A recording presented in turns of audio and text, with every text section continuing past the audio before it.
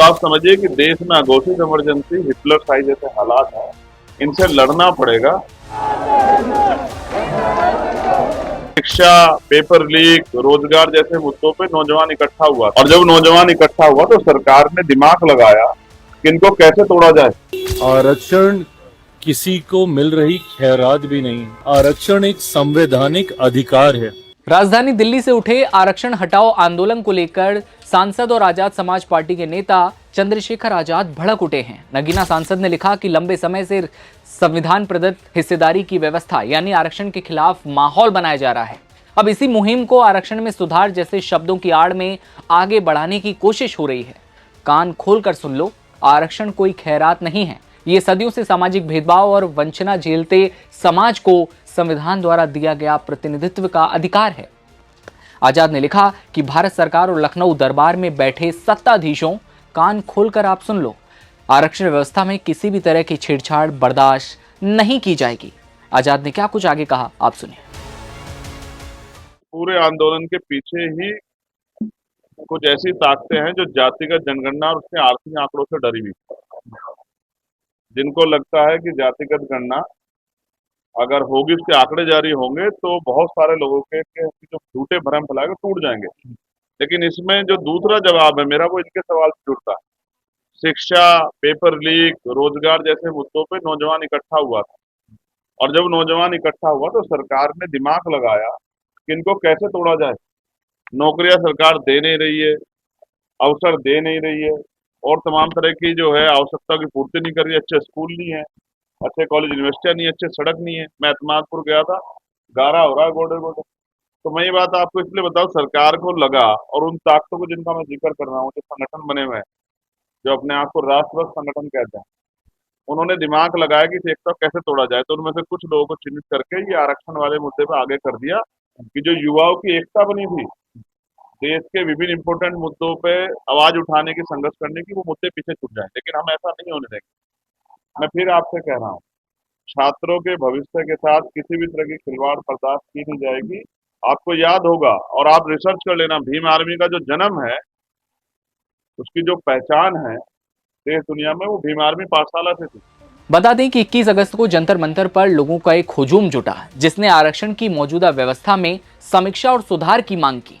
जंतर मंतर पर हुए प्रोटेस्ट में कुछ लोगों को डिटेन पुलिस के द्वारा किया गया, ऐसी खबरें भी सामने आईं। इसके बाद इस प्रदर्शन के आयोजनकर्ताओं में से एक हर्ष दुबे ने उत्तर प्रदेश के डिप्टी सीएम ब्रजेश पाठक से मुलाकात की और उनके साथ प्रेस वार्ता भी हुई। इसके बाद से ही यूपी में रिजर्वेशन को लेकर सियासत भी तेज हो गई है। चिराग पासवान का भी बयान सामने आया है। चिराग ने संसद का एक वीडियो शेयर करते हुए लिखा कि मैंने 10 फरवरी 2020 को देश की संसद में स्पष्ट रूप से कहा था, आरक्षण किसी को दी गई खैरात नहीं बल्कि एक संवैधानिक अधिकार है। अब आप सुनिए चिराग पासवान का वो बयान, जिसमें पीएम मोदी के सामने भी वो साफ कहते नजर आते हैं, जब तक चिराग पासवान जिंदा है तब तक ना संविधान को कोई खतरा है, ना आरक्षण को कोई खतरा है। सुनिए आप चिराग पासवान। आज प्रधानमंत्री जी के इस मंच से, प्रधानमंत्री जी के सामने, प्रधानमंत्री जी के ही शब्दों को दोहराते हुए आप लोगों को विश्वास दिलाना चाहता हूं कि जब तक हमारे देश के प्रधानमंत्री आदरणीय नरेंद्र मोदी जी हैं, तब तक ना देश में संविधान को कोई खतरा है, ना आरक्षण को कोई खतरा है। और आज इस मंच से मैं मेरे नेता, मेरे पिता आदरणीय रामविलास पासवान जी के संघर्षों की कसम खाकर आप लोगों को विश्वास दिलाता हूं कि जब तक चिराग पासवान जीवित है, ना आरक्षण पर, ना संविधान पर कभी कोई खतरा था, ना भविष्य में कभी कोई खतरा आएगा। ये वादा आप लोगों से करके जाता हूं। समाप्त करने के को लेकर के लोग प्रदर्शन कर रहे हैं सर, कैसे देख रहे हैं? देखिए, आरक्षण किसी के कहने से समाप्त होने वाली चीज नहीं है। आरक्षण किसी को मिल रही खैरात भी नहीं है। आरक्षण एक संवैधानिक अधिकार है और इसके पीछे की सोच ऐसे समाज से आने वाले लोगों को मुख्यधारा के साथ जोड़ने की रही है, जिनके साथ किसी ना किसी कारणवश भेदभाव हुआ है। अनुसूचित जाति के लोग हों, अनुसूचित जनजाति के लोग हों, शेड्यूल कास्ट कौन सी कास्ट है? ये वो कास्ट हैं जो संविधान में स्केड्यूल की गई हैं, जिनका आधार छुआछूत था।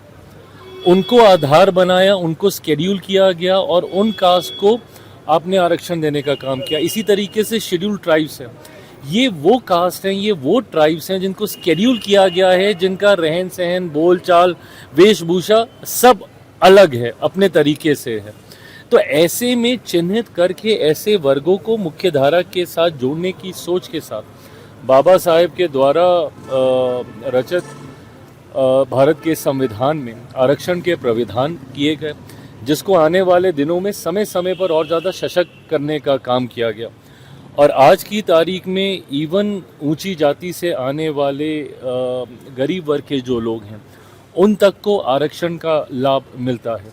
तो ऐसे में इतना विस्तृत दायरा कोई सोचे चाहे कि उसको आप यूं ही समाप्त कर सकते हैं, ये संवैधानिक अधिकार है, इस पर किसी तरीके की चर्चा संभव नहीं है। इधर यूपी के डिप्टी सीएम ने प्रेस कॉन्फ्रेंस का वीडियो साझा करते हुए ये कहा था कि नई दिल्ली के जंतर मंतर पर आरक्षण सुधार आंदोलन का नेतृत्व कर रहे हर्ष दुबे के साथ बातचीत हुई। आगामी 2 दिन में उनकी मांगों को केंद्रीय नेतृत्व के समक्ष प्रभावी रूप से रखा जाएगा और संबंधित केंद्रीय मंत्री से उनकी भेंट भी सुनिश्चित कराई जाएगी। लेकिन आरक्षण हटाओ आंदोलन को लेकर अब प्रदर्शनकारी 2 फाड़ में बंट चुके हैं। हमारे छोटे भाई आदरणीय हर्ष दुबे जी, कल जो धरना प्रदर्शन हुआ उसमें आप सब की एक हमें पत्र मिला है, उस पत्र को हमने अपने केंद्रीय नेतृत्व को दिया है और केंद्रीय नेतृत्व ने कहा है कि हमारे युवा साथी जो जंतर मंतर पर धरने पर बैठे थे उनकी मांगों पर हम विचार करेंगे, गंभीरतापूर्वक विचार करेंगे और किसी भी स्थिति में अपने देश के युवाओं का, अपने देश के छात्रों का कोई नुकसान नहीं होने देंगे और सबको साथ लेकर के चलेंगे। अब इसी बात की सूचना देने के लिए हम आपके बीच में आएंगे और 2 दिन के बाद आप लोगों की इच्छा थी कि हम केंद्रीय नेतृत्व के समक्ष अपनी बात रखें, तो माननीय केंद्रीय मंत्री जी के साथ में 2 दिन के बाद इनकी बैठक होगी, उसमें हम इनको लेकर के जाएंगे और इनसे साथ में बात करेंगे।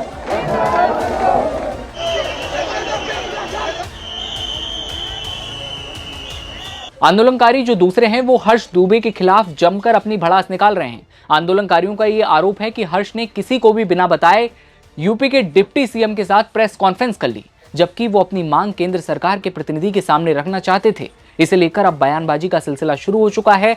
2 हिस्सों में प्रदर्शनकारी बढ़ चुके हैं, तमाम तरह की राय सामने आ रही हैं। लेकिन आरक्षण हटाओ आंदोलन को लेकर आप क्या सोचते हैं, ये आप कमेंट में बताइएगा। चंद्रशेखर आजाद के बयान को लेकर और चिराग पासवान के बयान पर आपकी क्या राय, ये आप कमेंट में बताइएगा और देखते रहिए आप नवभारत टाइम्स।